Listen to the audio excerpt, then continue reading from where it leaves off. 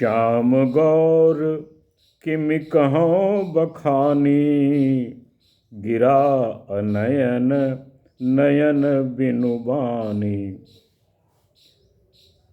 ये प्रकरण बहुत सुंदर प्रकरण है, प्रेम रंग में डूबा हुआ है। माता सीता अपने सखी के साथ गौरी पूजन को जाती हैं। उसमें से एक सखी जो है वो अलग हो गई है। एक सखी सी संगु बिहाई, गई रही देखन फुलवाई।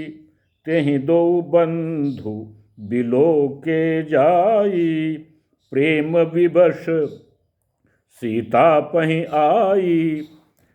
दो वहाँ कुंवर देखे, दो युवक उस सखी को दिखाई पड़े। वो सीता जी को आके बताती है, देखन बाग कुंवर दो आए, बय किशोर सब भांति सुहाए। श्याम गौर किमि कहाँ बखानी, गिरा अनयन नयन बिनु बानी। दो राजकुमार आए हैं, लेकिन एक सांवले हैं, एक गोरे हैं। उनकी सुंदरता का वर्णन मैं कैसे करूं?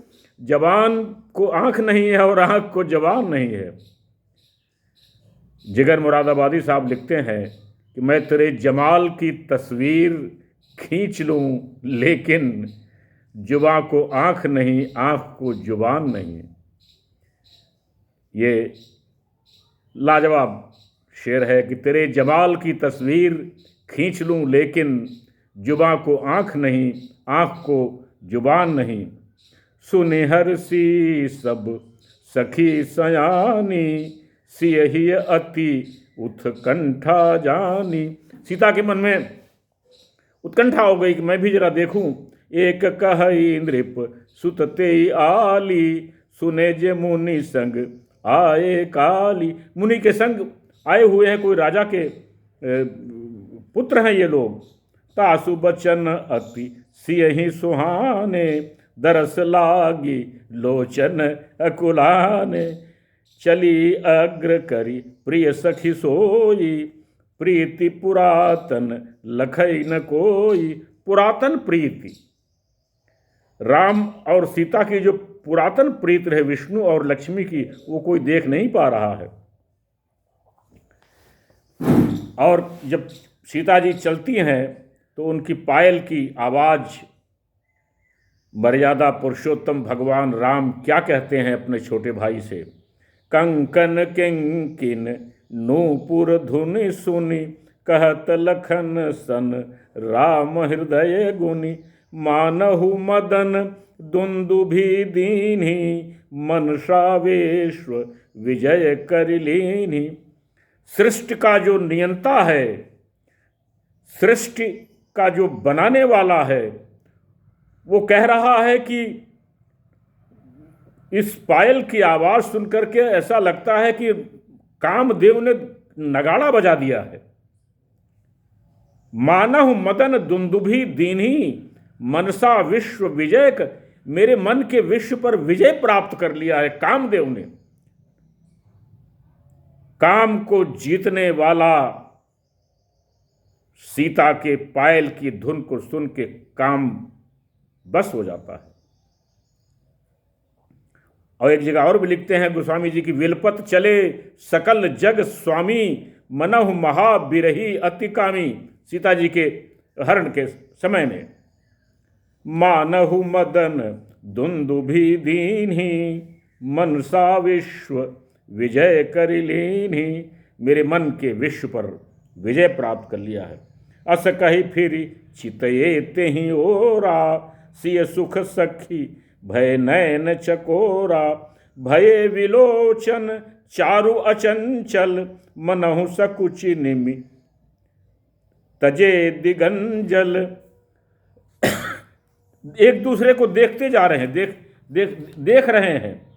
देख सी शोभा सुख पावा, हृदय सराहत बचन न आवा, जनु विरंचि सब निज निपुनाई, विरति विश्व कह प्रगट दिखाई। कि ब्रह्मा ने जैसा अद्भुत चीज कोई बना दी है, सीता जी को भगवान राम देखते ही रह गए हैं, देख करके प्रसन्न हो रहे हैं। सुंदरता कहूँ सुंदर करई, छवि गृह दीप शिखा जनु जरई, सब उपमा कवि रहे जुठारी, कहीं पर टरूं विदेह कुमार। विदेह कुमारी की सुंदरता का वर्णन कैसे किया जाए, कोई उपमा नहीं है, कवि के पास कोई उपमा रह नहीं गई, सारी उपमाएं झूठी हो चुकी हैं। सीधा इसीलिए लिखा है कि रंग भूमि जब सिय पगुधारी, देखी रूप मोहे नर नारी। सीता जी जब रंग भूमि रंगशाला में यज्ञशाला में आती हैं तो सभी मोहित हो जाते हैं, जबकि ब्रह्मा जी ने लिखा है कि नारी न मोह नारी कै रूपा, पन्नगारी यह रची अनूपा। नारी नारी के सुंदरता से मोहित नहीं होती, लेकिन यहाँ प्रभु श्री राम के काम उन पर हावी हो गया है, काम को जीतने वाले के ऊपर काम हावी हो गया है। तब बताते हैं, सिय शोभा हीर वरनी, प्रभु आपन दशा विचार, बोले सुचिमन अनुज सन बचन समय अनुसार।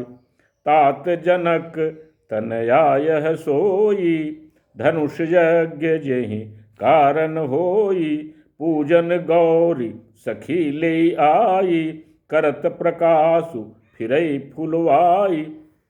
भगवान श्री राम कहते हैं कि ये जनक सुता है, सीता जी हैं, जो गौरी पूजन के लिए सखियों के साथ आई हैं। जासु बिलोक अचौलौकिक शोभा, जिसको देख करके अलौकिक शोभा, सहज पुनीत मोर मनु क्षोभा, सो सबु कारण जानि विधाता, फर कहीं सुभद अंगु जनु भ्राता। उनके अंग शुभ फड़क रहे हैं। रघुवंशिन कर सहज सुभाऊ, मनु कुपंथ पगु धरई न काऊ, मोहि अतिशय प्रतीति मन केरी, यही सपने हु परी नारी नहेरी। जबकि रघुवंशियों का ये स्वभाव है कि कुपंथ पर कभी पग धरते नहीं हैं, लेकिन फिर भी मेरे स्वप्न में पराई स्त्री दृष्टि भी नहीं डाल सकती, लेकिन सीता को देख करके मैं क्यों मोहित हो गया हूँ। जिनके लहइन रिपुरन पीठी, नहीं पावहीं परि तिय मनु ढीठी, मंगल लहइन जिनके नाही, ते नर बर थो रे जग माही। रण में शत्रु जितनी पीठ नहीं देख पाते, लड़ाई में मैदान में भागते नहीं, पराई स्त्रियों को जिसके मन में और दृष्टि नहीं खींच पाती, भिखारी जिसके यहाँ नहीं पाते, खाली हाथ लौटते हैं, ऐसे श्रेष्ठ पुरुष संसार में थोड़े ही। करत बत कही अनुज सन, मनसीय रूप लुभान, सुख सरोज मकरंद छवि, करई मधुब इव पान। श्री राम जी छोटे भाई से कह रहे हैं कि मन पर सीता जी का रूप लुभाया हुआ है, उनके मुख रूपी कमल के छवि रूपी मकरंद रसों को भंवरे की तरह पी रहा हूं। फिराक लिखते हैं, आंख से आंख मिलाता है कोई, दिल को खैचे लिए जाता है कोई। और लटा ओटते तब सकह लखाए, श्यामल गौर किशोर सुहाए, देखि रूप लोचन ललचाने, हरसे जनु निज निधि पहचाने। प्रसन्न हो गए हैं, खजाना पहचान लिया है। लता भवन ते प्रगट भे, कहीं अवसर दो भाई, निकसे जनुजुग विमल विदु, जलद पटल बिलगाई। लता दोनों भाई प्रकट होते हैं, मानो निर्बल चंद्रमा बादलों के पद से हट से बाहर निकल आया है। उनकी शोभा देखते नहीं बनती, और जब ओझल हो जाते हैं सीता जी आहत होती हैं, वो इधर उधर देखती हैं, चकित चकोर देखती हैं। ऐसा लगता है कि दिल की दुनिया पे छा गया कोई, रस में उल्फत निभा गया कोई, आज दिल फिल उदास लगता है, क्या यहाँ से चला गया कोई। तो सीता जी की सौंदर्यता ऐसी है कि मर्यादा पुरुषोत्तम प्रभु श्री राम सृष्टि के नियंता खुद मोहित हो गए हैं। ये अद्भुत है, अचंभित करने वाला है। ये प्रकरण मुझे बड़ा पसंद आया, मैंने कहा आपसे शेयर करूं, आपको इसका दूं आपको कि ये कैसा प्रकरण है। मैं डॉक्टर टी.पी. त्रिपाठी, वास्तु ज्योतिष आचार्य, आध्यात्म चिंतक, विचारक, मानस वक्ता चैनल में आपका स्वागत अभिनंदन करता हूँ। मेरा वीडियो पसंद आया तो शेयर करें, सब्सक्राइब करें, लाइक करें, दोस्तों को बताएं, मित्रों को बताएं, रिश्तेदारों को बताएं, वो भी इसका आनंद लें। मेरा नंबर है 9451033559। इस नंबर पर आप मुझे रिंग कर सकते हैं, कॉल कर सकते हैं, अपने परेशानी पूछ सकते हैं, उसका निदान किया जाएगा।